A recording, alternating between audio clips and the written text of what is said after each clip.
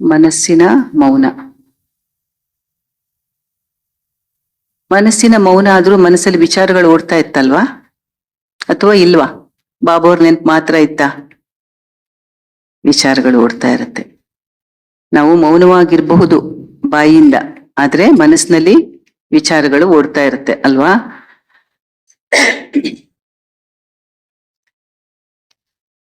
ಆ ವಿಚಾರಗಳಿಗೆ ಆಕಾರ ಕೊಡೋದು ಮಾತು. ಮನಸ್ಸಲ್ಲಿ ಏನೇನು ವಿಚಾರಗಳು ಬರುತ್ತೆ ಅದರ ಮೂರ್ತ ರೂಪನೇ ಮಾತು, ಕರ್ಮ ಎಲ್ಲ.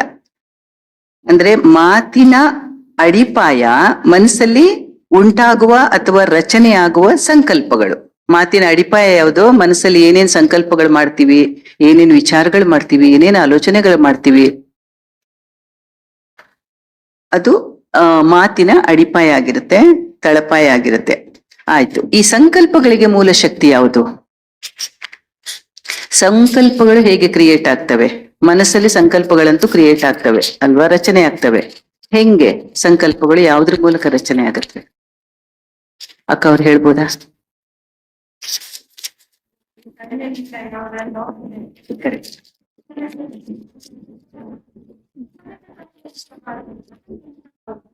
ನಿಜ, ಹೌದು.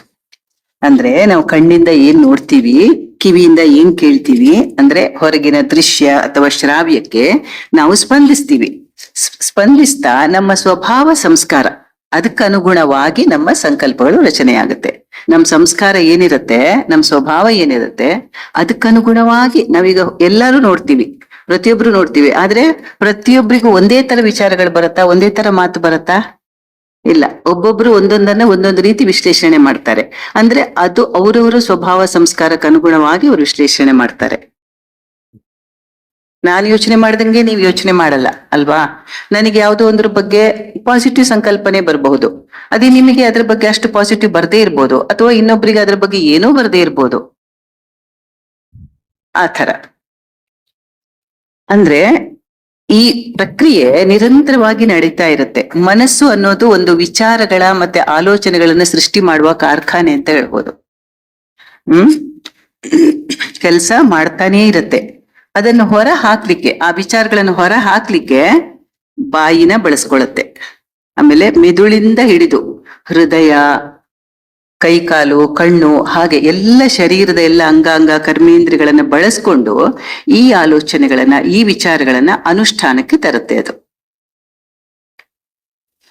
ಮಾತುಗಳ ರೂಪದಲ್ಲಿರ್ಬೋದು, ಕರ್ಮದ ರೂಪದಲ್ಲಿ ವ್ಯಕ್ತಗೊಂಡಾಗ ನಮಗೆ ಆ ವ್ಯಕ್ತಿಯ ವ್ಯಕ್ತಿತ್ವ ಎಂಥದ್ದು ಅಂತ ಗೊತ್ತಾಗುತ್ತೆ. ಅಂದ್ರೆ ನಮ್ಮ ಆಲೋಚನೆಗಳೇ ನಮ್ಮನ್ನ ನಾವು ಎಂಥ ವ್ಯಕ್ತಿತ್ವದವರು ಅಂತ ತೋರ್ಸತ್ತೆ. ಫಸ್ಟ್ ಶುರುವಾಗೋದು ಆಲೋಚನೆಗಳು, ಅದರ ನಂತರ ಮಾತು, ಕರ್ಮ, ನಾವ್ ಏನೇನ್ ಮಾಡ್ತೀವಿ ಅದ್ರ ಮೂಲಕ ಒಬ್ಬ ಮನುಷ್ಯ ಹೇಗೆ ಅಂತ ನಮ್ಗೆ ಅರ್ಥ ಆಗತ್ತೆ ಅಲ್ವಾ? ಅವನನ್ನು ಸೃಷ್ಟಿ ಮಾಡೋದು, ಅವನನ್ನು ರಚನೆ ಮಾಡೋದೇ ಆಲೋಚನೆಗಳು. ಮನುಷ್ಯನ ಬಾಹ್ಯ ರೂಪ ಹೇಗೆ ಭಿನ್ನ ಭಿನ್ನ ಆಗಿದೆಯೋ ಹಾಗೆ ಅವನ ವಿಚಾರಧಾರೆ, ಸಂಕಲ್ಪಗಳು ಕೂಡ ಬೇರೆ ಬೇರೆನೇ ಆಗಿರುತ್ತೆ. ಇದಕ್ಕೆ ಕಾರಣ ಮನುಷ್ಯಾತ್ಮರ ಬುದ್ಧಿ ಮತ್ತು ಸಂಸ್ಕಾರ ಬೇರೆ ಬೇರೆ ಆಗಿರುತ್ತೆ. ಇದು ಎಲ್ಲರಿಗೂ ಗೊತ್ತಿದೆ. ಆದ್ರೆ ಈ ಸಂಸ್ಕಾರ ಹೊಂದಾಣಿಕೆ ಮಾಡ್ಕೋಬೇಕು. ಜೀವನ ಅಂದ್ರೆ ಏನು? ಒಬ್ಬರ ಸಂಸ್ಕಾರವನ್ನ ಹೊಂದಾಣಿಕೆ ಮಾಡ್ಕೊಂಡು ಜೀವನ ಮಾಡೋದು ಅಲ್ವಾ? ಇಲ್ಲಾಂದ್ರೆ ನನ್ನ ಸಂಸ್ಕಾರ ಬೇರೆ, ನಿನ್ ಸಂಸ್ಕಾರ ಬೇರೆ ಆದಾಗ ನಾವು ಬೇರೆ ಬೇರೆ ತರ ಜೀವನ ಮಾಡಕ್ ಆಗಲ್ಲ. ನಾನು ಒಂದು ಕಡೆ ಒಬ್ಳೇ ಇರ್ತೀನಿ ಅನ್ನಕ್ಕಾಗತ್ತಾ? ಇಲ್ಲ, ಇನ್ನೊಬ್ಬರ ಜೊತೆ ನಮ್ ಸಂಸ್ಕಾರ ಮಿಲನ ಮಾಡ್ಕೊಂಡು ಹೋಗ್ಲೇಬೇಕು ಅಲ್ವಾ? ಆವಾಗ್ಲೇ ಒಂದು ಫ್ಯಾಮಿಲಿ ಇರ್ಬೋದು, ಒಂದು ಪರಿವಾರ ಇರ್ಬೋದು, ಒಂದು ಸೊಸೈಟಿ ಇರ್ಬೋದು. ಅಂದ್ರೆ ನಾವೀಗ ನಮ್ಮ ಪಾರ್ಟಿ ಏನು ಅಂತ ನೋಡೋಣ. ನಾವು ಈಗ ಪರಮಾತ್ಮ ಶಿವನಿಂದ ಆರಿಸಲ್ಪಟ್ಟು ಮರು ಜನ್ಮ ಪಡೆದಿದ್ದೀವಿ. ದತ್ತು ಪಡೆಯಲ್ಪಟ್ಟಿದ್ದೀವಿ, ಹೊಸ ಜನ್ಮ ಪಡೆದಿದ್ದೀವಿ. ಹೌದು ತಾನೆ? ಹೊಸ ಜನ್ಮ ತಾನೆ ನಮ್ದು ಮಹೇಶಣ್ಣ? ಹೊಸ ಜನ್ಮ ಅಲ್ವಾ? ಬ್ರಹ್ಮಮುಖ ವಂಶಾವಳಿ ಏನಾಗಿದ್ದೀವಿ ನಾವು? ಬ್ರಾಹ್ಮಣರಾಗಿದ್ದೀವಿ ಅಲ್ವಾ? ಪರಮಾತ್ಮ ತಂದೆ ನಮ್ಮನ್ನ ಏನ್ ಮಾಡ್ತಿದ್ದಾರೆ? ತಿದ್ದಿ ತೀಡಿ ಶಿಕ್ಷಣ ಕೊಟ್ಟು ನಮ್ಮೆಲ್ಲರ ಬುದ್ಧಿ, ಮನಸ್ಸು ಇದಕ್ಕೆಲ್ಲ ತರಬೇತಿ ಕೊಡ್ತಾ ಇದ್ದಾರೆ. ಯಾತಕ್ ತರಬೇತಿ ಕೊಡ್ತಾ ಇದ್ದಾರೆ ರಾಜೇಶಣ್ಣ? ದೇವತೆಗಳಾಗ್ಲಿಕ್ಕೆ, ನಮ್ಮನ್ನ ದೇವತೆಗಳನ್ನಾಗಿ ಮಾಡ್ಲಿಕ್ಕೆ ತಯಾರಿ ಮಾಡ್ತಾ ಇದ್ದಾರೆ. ದೇವಾತ್ಮರು ಅಂದ್ರೆ ಅವ್ರು ಹೆಂಗಿರ್ಬೇಕು? ದಿವ್ಯ ಗುಣಧಾರಿಗಳು. ಅವರ ಗುಣ, ಕರ್ಮ, ಮಾತು ಎಲ್ಲವೂ ದಿವ್ಯವಾಗಿರ್ಬೇಕು, ಅಸಾಧಾರಣವಾಗಿರೋ ಇರಬೇಕು. ಸಾಧಾರಣ ಮನುಷ್ಯರ ರೀತಿಯಲ್ಲಿ ನಾವು ಯೋಚನೆ ಮಾಡೋದಲ್ಲ. ಹಾಗಾಗಬೇಕಾದ್ರೆ ನಮ್ ಸಂಸ್ಕಾರ ಏನಾಗ್ಬೇಕು? ಮೊದಲು ಹಳೆ ಸಂಸ್ಕಾರನ ನಾವು ಪರಿವರ್ತನೆ ಮಾಡಿಕೊಂಡು ಹೊಸ ಸಂಸ್ಕಾರವನ್ನ ನಾವು ರೂಢಿಸ್ಕೋಬೇಕು, ಶ್ರೇಷ್ಠ ಮಾಡ್ಕೋಬೇಕು. ಈಗ ನಾವು ಕಲಿಯುಗದ ಕೆಸರಲ್ಲಿದ್ದೀವಿ ಅಲ್ವಾ? ಕಲಿಯುಗದ ಕೆಸರಿಂದ ಹೊರ ಬಂದು ಪರಮಾತ್ಮನ ಜ್ಞಾನ ಸರೋವರದಲ್ಲಿ ಮಿಂದು ಯೋಗದ ಅಗ್ನಿಯಿಂದ ನಾವು ಪಾವನರಾಗಿ ದೇವತೆಗಳಾಗಿ ಹೊರಟಿದ್ದೀವಿ. ಹಾಗಿರುವಾಗ ಪರಮಾತ್ಮನ ಶಿಕ್ಷಣದ ಅನುಸಾರ, ಅವನ ಆದೇಶದ ಅನುಸಾರ ನಮ್ಮ ಸಂಕಲ್ಪ, ನಮ್ಮ ವಾಣಿ, ನಮ್ಮ ಮಾತು, ನಮ್ಮ ಕರ್ಮ ಎಲ್ಲ ಅದಕ್ಕನುಸಾರವಾಗೇ ಇರ್ಬೇಕಲ್ವಾ? ನಾವು ಹಳೆ ರೀತಿನಲ್ಲಿ, ಹಳೆ ಪ್ರಪಂಚದ ಜನರು ಯೋಚನೆ ಮಾಡೋ ರೀತಿನಲ್ಲಿ ನಮ್ದು ಯೋಚನೆಗಳು, ಮಾತು, ಕರ್ಮ ಯಾವುದು ಇರಬಾರ್ದಲ್ವಾ? ಹಂಗಾದ್ರೆ ನಾವು ನೋಡುವ ದೃಷ್ಟಿ ಬದಲಾಗ್ಬೇಕು. ಅಕ್ಕ ಅವ್ರು ಹೇಳಿದ್ರಲ್ಲ, ನಾವ್ ಏನ್ ನೋಡ್ತೀವಿ ಅದಕ್ಕೆ ನಾವು ಪ್ರತಿಕ್ರಿಯಿಸ್ತೀವಿ ಅಂತ. ನೋಡಿದಾಗ ಅದಕ್ಕೆ ಯಾವ ರೀತಿ ನಮ್ಮ ಪ್ರತಿಕ್ರಿಯೆ ಇರುತ್ತೆ ಅದು ನಮ್ಮ ಸಂಸ್ಕಾರಕ್ಕೆ ಅನುಗುಣವಾಗಿರುತ್ತೆ. ಅದು ನಮ್ಮ ಸಂಸ್ಕಾರನ ನಾವೀಗ ಶ್ರೇಷ್ಠ ಮಾಡ್ಕೋಬೇಕು ಅಂತ ಹೇಳೋದಿಕ್ಕೆ ಹೇಳಿರೋದು. ಆಯ್ತು, ಈಗ ನಾವು ಮೌನ ಆಚರಣೆ ಮಾಡಿದ್ವಿ ಅಲ್ವಾ? ಬಾಬಾ ಏನ್ ಹೇಳ್ತಾರೆ? ಮೌನವಾಗಿದ್ದು ನನ್ನನ್ನು ನೆನಪು ಮಾಡಿ ಅಂತ ಹೇಳ್ತಾರೆ. ಶಬ್ದ ಮಾಡ್ಕೋಂತ ಇದ್ರೆ ಈ ಶಬ್ದದ ಪ್ರಪಂಚದಲ್ಲಿ ನಾವು ಎಷ್ಟು ಮೌನವಾಗಿರಕ್ ಸಾಧ್ಯ? ಅವರೊಂದು ಮಾತಾಡಿದ್ರೆ ನಾವೊಂದು ಮಾತಾಡ್ಲೇಬೇಕು, ಹೌದಾ ಅಲ್ವಾ? ಅವ್ರೇನೋ ಒಂದು ಪ್ರಶ್ನೆ ಕೇಳ್ತಾರೆ, ನಾವು ಮಾತಾಡ್ಲೇಬೇಕು. ಮಕ್ಳೇನೋ ಒಂದು ಕೇಳ್ತಾರೆ, ನಾವು ಮಾತಾಡ್ಲೇಬೇಕು. ಬಾಬಾ ಏನ್ ಹೇಳ್ತಾರೆ? ನೀವು ಮೌನವಾಗಿದ್ದು ನನ್ನ ನೆನಪು ಮಾಡಿ, ಕರ್ಮಯೋಗ ಕರ್ಮಗಳನ್ನು ಮಾಡ್ತಾ ನನ್ನ ನೆನಪು ಮಾಡಿ ಅಂತ ಹೇಳ್ತಾರೆ. ಅಂದ್ರೆ ನಿಮ್ಮ ಮನಸ್ಸನ್ನ ನನ್ನ ಮನಸ್ಸಿನ ಜೊತೆಗೆ ಜೋಡಿಸಿ ಅಂತ. ಅದಕ್ಕೆ ಬಾಬಾ ಏನೋ ಒಂದು ಪದ ಉಪಯೋಗಿಸ್ತಾರಲ್ಲ, ಏನ್ ಪದ? ಮಂತ್ರ ಮನ್ಮನಾಭವ ಅಂತ. ಅಂದ್ರೆ ನಮ್ಮ ಮನಸ್ಸನ್ನ ತಂದೆಯ ಮನಸ್ಸಿನ ಜೊತೆಗೆ ಇಡುವಂತದ್ದು. ತಂದೆಯ ಮನಸ್ಸು ಹೇಗಿರುತ್ತೆ? ನಮ್ಮ ಮನಸ್ಸು ಹೇಗಿರುತ್ತೆ? ತಂದೆಯ ಮನಸ್ಸು ಹೇಗಿರುತ್ತೆ? ಹೆಂಗಿರುತ್ತೆ ತಂದೆಯ ಮನಸ್ಸು? ಶಿಷ್ಯನ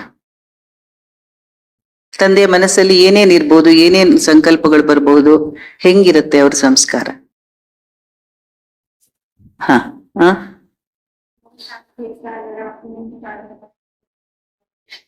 ಶಾಂತಿಯ ಸಾಗರ. ಹಾಗೆ ಇರುತ್ತೆ, ಕರೆಕ್ಟ್.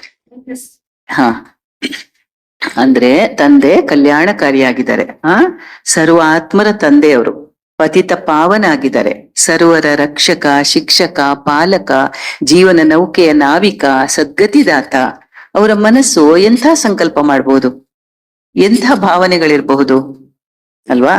ಇಂತಹ ಮಂಗಳಕಾರಿ, ಶುಭಕಾರಿ ಶಿವನ ಮನಸ್ಸಿನ ಜೊತೆಗೆ ನಮ್ಮ ಮನಸ್ಸು ಬೆರೆತು ಬಿಟ್ರೆ ಅದೆಂತಹ ಒಂದು ಸೌಭಾಗ್ಯಶಾಲಿ ವಿಚಾರ ಅಲ್ವಾ? ಬಾಬಾ ಇದನ್ನೇ ಹೇಳೋದು, ಮನ್ಮನಾಭವ. ಯಾತಕ್ ಬೆರೆಸ್ಬೇಕು ತಂದೆ ಮನಸ್ಸಿನ ಜೊತೆಗೆ ನಮ್ಮ ಮನಸ್ಸನ್ನ? ಇದಕ್ಕೋಸ್ಕರ ನಮ್ಮ ವಿಚಾರಗಳು, ನಮ್ಮ ಭಾವನೆಗಳು ಎಲ್ಲ ಶ್ರೇಷ್ಠ ಆಗ್ಬೇಕು ಅಂತ. ಇದು ಹೆಂಗ್ ಸಾಧ್ಯ? ಮೌನವಾಗಿ ಕೂತ್ಕೊಂಡು ನಮ್ಮನ್ನ ನಾವು ಆತ್ಮಿಕ ಸ್ಥಿತಿಯಲ್ಲಿ ಸ್ಥಿತರನ್ನಾಗಿ ಮಾಡಿಕೊಂಡು ತಂದೆಯ ಕರ್ತವ್ಯ, ತಂದೆಯ ಗುಣ ಅದನ್ನೆಲ್ಲ ನಾವು ನೆನಪು ಮಾಡ್ತಾ ಇದ್ರೆ ಅವನಲ್ಲಿ ಏನೇನಿರುತ್ತೋ ಅದೆಲ್ಲ ನಮ್ಮೊಳಗೆ ಆವಾಹನೆ ಆಗ್ತಾ ಇರುತ್ತೆ.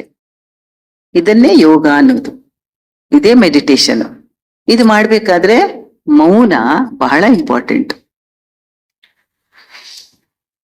ಬಾಬಾ ಕೆಲವ್ರು ಹೇಳ್ತಾರಲ್ಲ, ಮಾತು ಬೆಳ್ಳಿ, ಮೌನ ಬಂಗಾರ ಅಂತ. ನಮಗ್ ಬೆಳ್ಳಿ ಸಾಕ, ಬಂಗಾರ ಬೇಕಾ? ಬಂಗಾರ ಬೇಕು ನಮಗೆ. ಯಾಕೆ? ಬಂಗಾರ ಆಗ್ಬೇಕು, ನಾವು ಬಂಗಾರ ಆಗ್ಬೇಕಲ್ವಾ? ಬಂಗಾರದ ಪ್ರಪಂಚಕ್ಕೆ ನಾವು ಹೋಗುವಂತವ್ರು, ಸ್ವರ್ಣಿಮ ಪ್ರಪಂಚಕ್ಕೆ ನಾವು ಹೋಗುವಂತವ್ರು. ಅದಕ್ಕೋಸ್ಕರ ಮೌನದ ಮಹತ್ವವನ್ನ ಬಾಬಾ ಎಷ್ಟು ಚೆನ್ನಾಗಿ ಹೇಳ್ತಾರೆ. ಆಮೇಲೆ ಇನ್ನೂ ಒಂದು ಮಾತು ಹೇಳ್ತಾರೆ, ಮೌನಂ ಕಲಹಂ ನಾಸ್ತಿ ಅಂತ.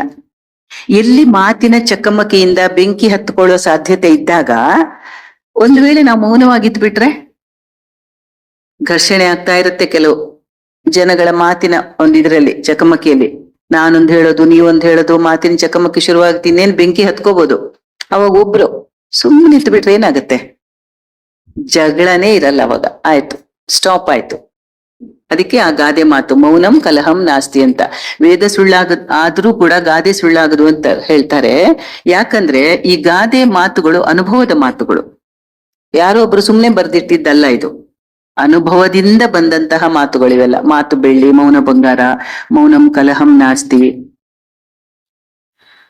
ಅಂತ.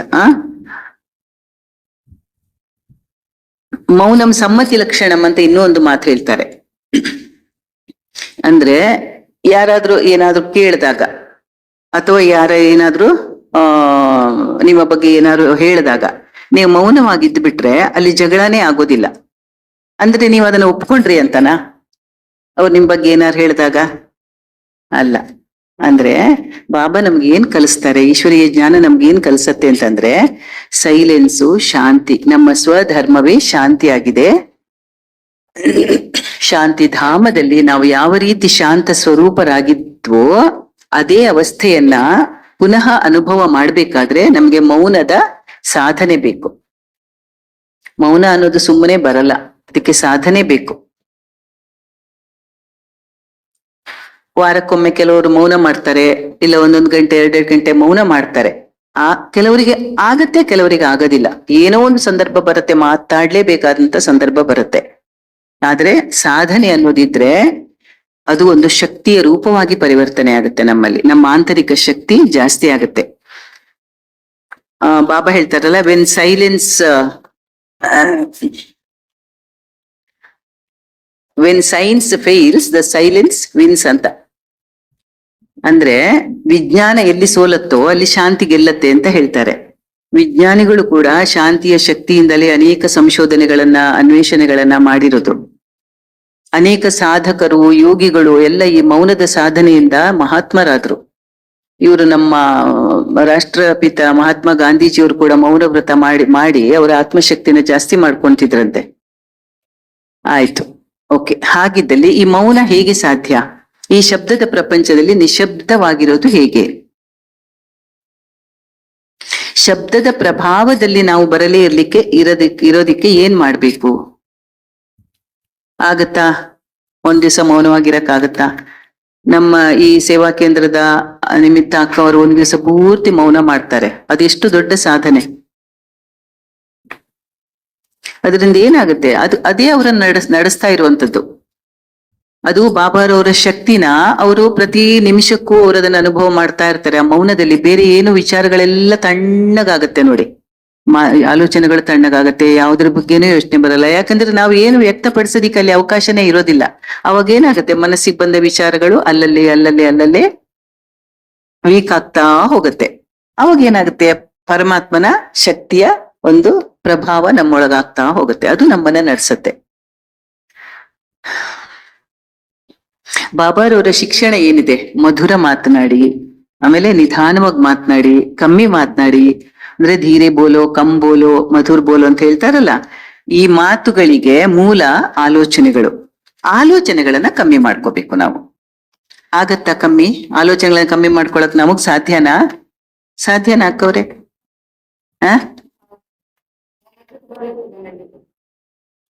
ಇದು ಮೌನದಿಂದ ಸಾಧ್ಯ ಅಂತ ಹೇಳ್ತಾರೆ ಬಾಬಾ. ಅದಕ್ಕೋಸ್ಕರ ನಮಗೆ ಬಾಬಾ ಮೌನದ ಬಗ್ಗೆ, ಮೌನದ ಮಹತ್ವದ ಬಗ್ಗೆ ಹೇಳ್ತಾರೆ. ಅಂದ್ರೆ ನಾವ್ ಏನ್ ಮಾಡ್ಬೇಕಂದ್ರೆ ಹೊರಗಿನ ವಿಚಾರಗಳಿಗೆ ಪ್ರತಿಕ್ರಿಯಿಸೋದನ್ನ ಆದಷ್ಟು ಕಮ್ಮಿ ಮಾಡ್ಕೋಬೇಕು. ಯಾರೊಬ್ರು ಬಂದ್ರು, ಯಾರೊಬ್ರು ಹೋದ್ರು, ಅದ್ರ ಬಗ್ಗೆ ಒಂದು ಮಾತಾಡೋದು, ಅಥವಾ ಯಾರೋ ಬಂದಿಲ್ಲ ಅವ್ರ ಬಗ್ಗೆ ಚಿಂತನೆ ಮಾಡೋದು, ಏನೋ ಒಂದು ಘಟನೆ ಆಯ್ತು ಅದ್ರ ಬಗ್ಗೆ ಯೋಚನೆ ಮಾಡ್ತಾ ಇರೋದು, ಹಳೆದ್ರ ಬಗ್ಗೆ. ಈ ತರ ಬೇಡ. ಆಲೋಚನೆಗಳನ್ನ ಕಮ್ಮಿ ಮಾಡಿದಷ್ಟು ನಮ್ಮ ಮನಸ್ಸಲ್ಲಿ ಶಾಂತಿ ನಿಲ್ಸುತ್ತೆ. ಏನೇ ನಡೀತಾ ಇರಬಹುದು, ಅದಕ್ಕೆ ಅತಿಯಾಗಿ ತಲೆ ಕೆಡಿಸ್ಕೋಬಾರ್ದು. ಯಾಕಂದ್ರೆ ಎಲ್ಲರೂ ಅವರವರ ಪಾತ್ರವನ್ನು ಅಭಿನಯಿಸ್ತಾ ಇದ್ದಾರೆ.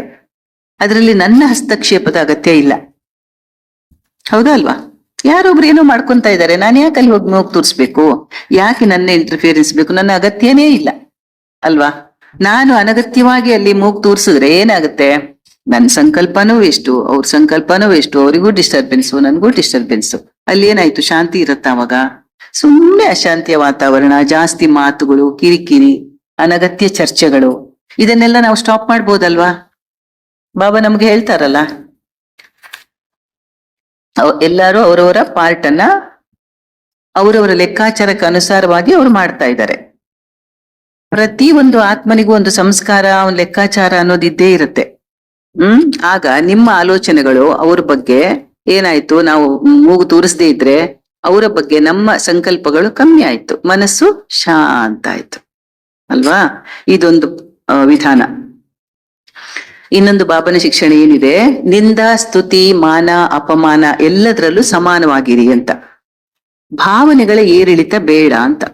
ತುಂಬಾ ಭಾವನೆಗಳು, ಯಾರೋ ಏನೋ ಅಂದ್ರು ಅದಕ್ಕೊಂದಷ್ಟು ನಮ್ಮ ಹೃದಯ ಸ್ಪಂದಿಸೋದು, ಬೇಜಾರಾಗೋದು, ವಿಕಾರಗಳಲ್ವಾ ಅವೆಲ್ಲ ವಿಕಾರಗಳಲ್ವಾ. ಪಂಚವಿಕಾರಗಳಲ್ಲಿ ಕಾಮ ಕ್ರೋಧ ಲೋಭ ಮೋಹ ಅಹಂಕಾರಗಳಲ್ಲಿ ಇವೆಲ್ಲ ಬರುತ್ತೆ. ನಾವು ಬೇಜಾರು ಮಾಡ್ಕೊಳ್ಳೋದು, ಇನ್ನೊಬ್ಬರ ಬಗ್ಗೆ ಮಾತಾಡೋದು, ಅವಮಾನ ಮಾಡೋದು, ಇದೆಲ್ಲ ವಿಕಾರಗಳು. ಈ ವಿಕಾರಗಳನ್ನೆಲ್ಲ ಬಿಡ್ತಾ ಹೋಗ್ಬೇಕಂತಲ್ವಾ ನಾವು ಬಾಬಾವ್ರ ಶಿಕ್ಷಣ ಪಡಿತಿರೋದು ಇವಾಗ. ಆಮೇಲೆ ಎಲ್ಲಿ ಅಭಿಮಾನ ಇರುತ್ತೋ ಅಲ್ಲಿ ಅಪಮಾನನೂ ಇರುತ್ತೆ. ನಮ್ಗೊಂದು ಅಭಿಮಾನ ಇದೆ ನಮ್ ಬಗ್ಗೆ ಅಂತಂದ್ರೆ ನಮ್ಗೆ ಅಪಮಾನ 100% ಫೀಲ್ ಆಗ್ಲೇಬೇಕು. ಅಭಿಮಾನ ಇಲ್ಲದೆ ಇದ್ದಾಗ, ನಿರಭಿಮಾನಿಗಳಾಗಿದ್ದಾಗ, ಈ ಅಭಿಮಾನ ಇದೆಲ್ಲ ಬರೋದು ಯಾವಾಗ? ನಾವು ದೇಹಾಭಿಮಾನಕ್ಕೆ ಬಂದಾಗ. ಆತ್ಮಾಭಿಮಾನಿಗಳಿಗೆ ಯಾವುದು ಅದೆಲ್ಲ ಅನ್ಸೋದಿಲ್ಲ. ಯಾಕಂದ್ರೆ ಆತ್ಮನ ಧರ್ಮನೇ ಏನು? ನಿರಹಂಕಾರಿ, ನಿರ್ವಿಕಾರಿ, ನಿರಾಕಾರಿ ಅಲ್ವಾ. ಆತ್ಮನ ಧರ್ಮಗಳಾದ ಶಾಂತಿ, ಪ್ರೇಮ, ಆನಂದ, ಪವಿತ್ರತೆ, ಈ ಧರ್ಮದಲ್ಲಿದ್ದಾಗ ನಮ್ಮ ವಿಚಾರಗಳು ಕೂಡ ಅದಕ್ಕನುಸಾರವಾಗಿಯೇ ಉತ್ಪನ್ನ ಆಗತ್ತೆ. ಆವಾಗ ಮನಸ್ಸಲ್ಲಿ ಶಾಂತಿ ಸ್ಥಿರವಾಗಿರುತ್ತೆ ಅಂತ. ಹೀಗಾದಾಗ್ಲೂ ಅಲ್ಲಿ ಮೌನದ ಸಾಧನೆಯನ್ನ ನಾವು ಮಾಡ್ದಂಗಾಯ್ತು. ಇನ್ನೊಂದು ಬಾಬಾರವ್ರು ನಮ್ಗೆ ಏನ್ ಶಿಕ್ಷಣ ಕೊಟ್ಟಿದ್ದಾರೆ, ಕರ್ಮಯೋಗಿಗಳಾಗಿ ಮತ್ತೆ ಸಹಜ ಯೋಗಿಗಳಾಗಿ ಅಂತ ಹೇಳಿದ್ರು. ಕರ್ಮ ಮಾಡ್ತಾ ಮಾಡ್ತಾ ಒಂದು ಅಡುಗೆ ಮಾಡ್ತಿರ್ಬೋದು, ಏನೇ ಕರ್ಮ ಮಾಡ್ತಿರ್ಬೋದು, ತಂದೆಯ ನೆನಪಲ್ಲಿದ್ದಾಗ ಅಲ್ಲಿ ವಾತಾವರಣ ಹೆಂಗಿರುತ್ತೆ? ಅಥವಾ ನಾವು ಅಡಿಗೆ ಮಾಡಿದ್ದನ್ನ ಬೇರೆಯವರು ತಿಂದಾಗ ಅವರ ಮನಸ್ಸು ಹೇಗಾಗತ್ತೆ? ಅಥವಾ ನಮ್ಮ ಮನಸ್ಸೇ ಹೆಂಗಿರತ್ತೆ? ಎಷ್ಟು ಶುದ್ಧವಾಗತ್ತೆ ಅಲ್ಲ. ಬೇರೆ ಯಾವ್ದು ವಿಚಾರಗಳು ಬರದೆ ನಾವು ಒಂದೇ ಬಾಬಾ ಅವರ ನೆನಪಲ್ಲಿ ಅಡಿಗೆ ಮಾಡಿದ್ದನ್ನ ನಮಗೇ ತಿಂದಾಗ ಇರ್ಬೋದು, ಬೇರೆಯವ್ರು ತಿಂದಾಗ ಇರ್ಬೋದು, ಅಲ್ಲಿ ವಿಚಾರಗಳು ಎಷ್ಟು ಶುದ್ಧ ಆಯ್ತು. ಅದಕ್ಕೋಸ್ಕರ ಬಾಬಾ ನಮ್ಗೆ ಏನ್ ಹೇಳ್ತಾರೆ? ಅಪವಿತ್ರರ ಕೈಯಿಂದ ಊಟ ಮಾಡ್ಬೇಡಿ, ಪತಿತರಿಂದ ನೀವು ಏನೂ ತಿನ್ಬಾರ್ದು ಅಂತ ಹೇಳ್ತಾರಲ್ಲ. ಅದಕ್ಕೆ ಆವಾಗ ಏನಾಗತ್ತೆ? ಶುದ್ಧ ಭಾವನೆ, ಶುದ್ಧ ಕಾಮನೆಯ ಪ್ರಕಂಪನಗಳು ಆಹಾರದಲ್ಲಿ, ವಾಯುಮಂಡಲದಲ್ಲಿ ಹರಡತ್ತೆ. ಇದು ಏನಾಗುತ್ತೆ ಅವಾಗ? ಈಶ್ವರೀಯ ಸೇವೆನೂ ಆಯ್ತು. ನಾವೀಗ ಗೃಹಸ್ಥದಲ್ಲಿದ್ದೀವಿ, ನಾವ್ ಏನ್ ಈಶ್ವರೀಯ ಸೇವೆ ಮಾಡೋದು? ಇದ್ರ ಬಗ್ಗೆ ಹಂಗೆ ನಾವು ವಿಚಾರ ಮಾಡ್ಬೇಕಾಗಿಲ್ಲ. ಮನೆಯಲ್ಲಿ ಗೃಹಸ್ಥದಲ್ಲಿ ಇದ್ದುಕೊಂಡೇ ನಾವು ಇದನ್ನ ಈಶ್ವರೀಯ ಸೇವೆ ನನಗೆ ಅಂತ ಅನ್ಕೊಂಡು ಅದನ್ನ ಆ ರೀತಿ ಮಾಡಿದ್ರೆ ಅದು ಕೂಡ ದೊಡ್ಡ ಈಶ್ವರೀಯ ಸೇವೆನೆ. ನಮ್ಮಲ್ಲೂ ಶಾಂತಿಯ ಸ್ಥಾಪನೆ ಆಗುತ್ತೆ, ಇದರಿಂದ ಮೌನದ ಸಾಧನೆನೂ ಆಗುತ್ತೆ. ಹಾಗಾದ್ರೆ ಮೌನ ಅನ್ನೋದು, ಈಗ ಉತ್ತರ ಹೇಳಿ, ಬರೀ ಮಾತನಾಡದೇ ಇರೋದಾ? ಏನ್ ಅರ್ಥ ಮಾಡ್ಕೊಂಡ್ವಿ? ಮಾತನಾಡದೆ ಇರೋದು ಮಾತ್ರ ಮೌನನಾ?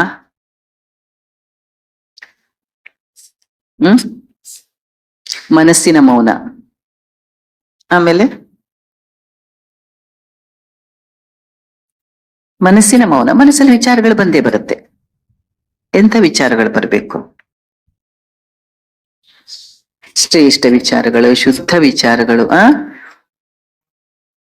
ಶಾಂತವಾಗಿರ್ಬೇಕು ಅಷ್ಟೇ. ತುಂಬಾ ಪ್ರತಿಕ್ರಿಯಿಸೋದು ಅಗತ್ಯ ಇಲ್ಲ, ಅಭಿಮಾನ ಪಡುವ ಅಗತ್ಯ ಇಲ್ಲ. ನಿರಭಿಮಾನಿಗಳಾಗಿ ಶಾಂತಿಯಿಂದ ಇದ್ದಾಗ ಅದು ಮೌನದ ಸಾಧನೆನೇ ಆಗತ್ತೆ.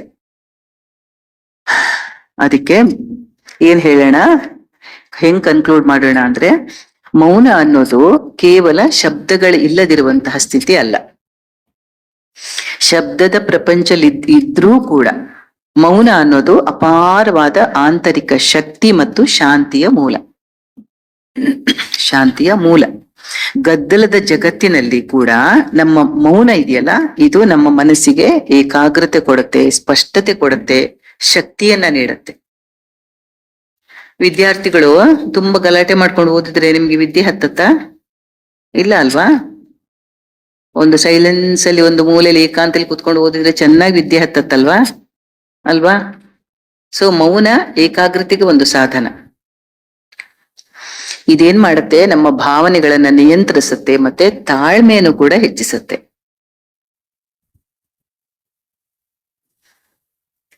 ಹಾಗಾದ್ರೆ ಈ ಮೌನವಾಗಿರೋದು ಅಂದ್ರೆ ಅದು ಸ್ಟ್ರಾಂಗ್ ವ್ಯಕ್ತಿತ್ವದ ಲಕ್ಷಣ, ಅದು ದೌರ್ಬಲ್ಯ ಅಲ್ಲ.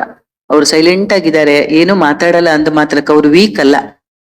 ಅದು ಅವರ ಆಂತರಿಕ ಶಕ್ತಿಯ ಒಂದು ಪ್ರತೀಕ ಆಗಿದೆ. ಕೋಪ ಮತ್ತೆ ಆತುರದಲ್ಲಿ ಏನಾದ್ರೂ ನಾವು ನಿರ್ಧಾರ ತಗೊಂಡ್ರೆ ಒಂದು ವೇಳೆ ಅದು ಕರೆಕ್ಟ್ ಆಗಿರುತ್ತಾ? ಅದರಿಂದ ಎಂತೆಂತಹ ಅನಾಹುತಗಳಾಗತ್ತಲ್ಲ. ಕೋಪದ ಕೈಗೆ ಬುದ್ಧಿ ಕೊಟ್ರೆ ಏನಾಗ್ಬಹುದು?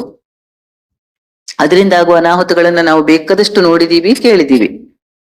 ಅದರ ಬದಲು ಮೌನವಾಗಿ ಯೋಚಿಸೋದ್ರಿಂದ ಕಠಿಣ ಸಮಸ್ಯೆಗಳಿಗೂ ನಾವು ಸುಲಭವಾದ ಪರಿಹಾರ ಕಂಡ್ಕೋಬಹುದು. ಕೋಪದಲ್ಲಿ ಯಾವತ್ತೂ ನಿರ್ಧಾರ ತಗೋಬಾರ್ದು, ಶಾಂತಿಯಲ್ಲಿದ್ದಾಗ ನಿರ್ಧಾರ ತಗೋಬೇಕು. ಇನ್ನೊಂದು ಏನಂದ್ರೆ, ನಾವು ನಿರಂತರವಾಗಿ ನಮ್ಮ ಮೆದುಳು, ನಮ್ಮ ಮನಸ್ಸು ಯೋಚನೆ ಮಾಡ್ತಾ ಮಾಡ್ತಾ ಮಾಡ್ತಾ ಸುಸ್ತಾಗ್ಬಿಟ್ಟಿರತ್ತೆ, ದಣದೋಗಿರತ್ತೆ. ಆಗ ಈ ಮೌನ ಅನ್ನೋದು ಅದಕ್ಕೆ ವಿಶ್ರಾಂತಿಯನ್ನ ಕೊಡುತ್ತೆ, ಸ್ಟ್ರೆಸ್ ಅನ್ನ ಕಮ್ಮಿ ಮಾಡುತ್ತೆ. ಹೌದಲ್ವಾ? ಒಂದ್ 10 ನಿಮಿಷ ನಾವು ಬಾಬಾ ಅವರ ನೆನಪಲ್ಲಿ ಕೂತು ಹೊರಗಡೆ ಬಂದಾಗ ಎಷ್ಟು ಹಗುರತೆ ಅನುಭವ ಮಾಡ್ತೀವಿ. ಹೌದಲ್ವಾ ಅಣ್ಣವ್ರೆ? ಇದು ಇನ್ನೊಂದು ಆತ್ಮಾವಲೋಕನ. ನಮ್ಮನ್ನ ನಾವು ನೋಡ್ಕೊಳಕ್ಕೆ ಮೌನ ಒಂದು ಸಾಧನ. ನಮ್ಮ ಗುರಿ, ನಮ್ಮ ವಿಚಾರಗಳು ಯಾವ ರೀತಿ ಓಡ್ತಾ ಇರುತ್ತೆ, ನಮ್ಮ ಬಗ್ಗೆ ನಮ್ಗೆ ಸ್ಪಷ್ಟತೆ ಕೊಡುತ್ತೆ ಈ ಮೌನ. ಒಂದ್ ದಿವಸ ಪೂರ್ತಿ ಮೌನವಾಗಿದ್ದು ನೋಡೋಣ, ನಮ್ಮಲ್ಲಿ ಎಷ್ಟು ಚೇಂಜಸ್ ಬರುತ್ತೆ, ಎಷ್ಟು ಶಕ್ತಿ ಹೆಚ್ಚುತ್ತೆ ಅಂತ, ಅಲ್ವಾ? ನಮ್ಮನ್ನ ನಾವು ಅರ್ಥ ಮಾಡ್ಕೊಳಕ್ಕೆ ಮೌನ ಸಹಾಯ ಮಾಡುತ್ತೆ. ಆಮೇಲೆ ಅನಗತ್ಯ ಮಾತುಗಳು, ಅನಗತ್ಯ ಚರ್ಚೆಗಳಿಂದ ನಮ್ಮ ಆತ್ಮದ ಶಕ್ತಿ ಏನಾಗುತ್ತೆ, ಲೀಕೇಜ್ ಆಗುತ್ತೆ, ಪೋಲಾಗುತ್ತೆ. ಅದಕ್ಕೆ ಬಾಬಾ ಮೊನ್ನೆ ಹೇಳಿದ್ರು, ಮಾತುಗಳ ಉಳಿತಾಯ ಮಾಡಿ ಅಂತ. ಮಾತುಗಳು ಅನ್ನೋದು ದೊಡ್ಡ ಖಜಾನೆ ನಮ್ಗೆ. ಮೊನ್ನೆ ಒಂದು ಮುರಳಿಯಲ್ಲಿ ಬಾಬಾ ಹೇಳಿದ್ರಲ್ಲ, ನೆನ್ಪಿದೆಯಾ ಯಾರಿಗಾರು? ಸಂಕಲ್ಪಗಳ ಜನನ ನಿಯಂತ್ರಣ ಮಾಡಿ ಅಂತ, ಅಲ್ವಾ? ಸಂಕಲ್ಪಗಳ ಜನನವನ್ನೇ ನಿಯಂತ್ರಣ ಮಾಡಿ ಅಂತ ಅಂದ್ರು.